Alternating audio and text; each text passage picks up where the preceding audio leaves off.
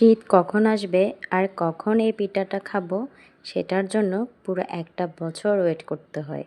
আসসালামু আলাইকুম, সবাই কেমন আছেন? আজকে আমার বাসায় হয়েছে পিঠা আয়োজন।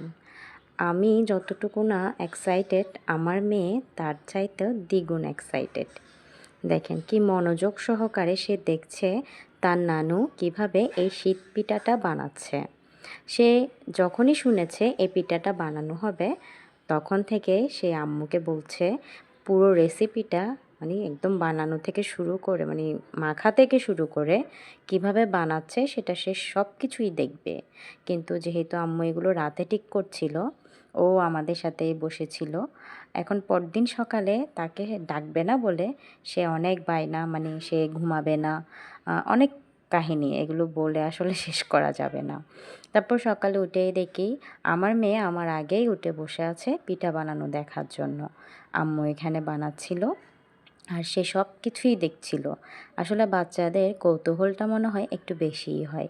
আর আমার মেয়ের এই জিনিসগুলা আমার ভালো লাগে। সে নতুন কিছু দেখলে শেখার চেষ্টা করে। মাশাল্লাহ, আমার মেয়ের এই জিনিসটা যাতে সবসময়ই থাকে। আম্মু এখানে বানাচ্ছে আর সব কিছু রেডি করা ছিল। আম্মু একটু একটু করে বানাচ্ছে। আসলে সব কিছু যদি রেডি করা থাকে তাহলে বানাতে বা রান্না করতে যে কোনো কিছুতে কষ্ট হয় না। যাই হোক, সব কিছু রেডি করে আম্মু বানাচ্ছে। আর একটা কথা আপনাদের সাথে শেয়ার করি, একটা মজার বিষয়। অনেকে বলে আমরা একটা সমাজ। কেন বলে জানেন? কারণ আমি যেখানে থাকি সেখানে আমার ২টা খালা শাশুড়ি, আমার ননদ, আমরা সবাই পাশাপাশি।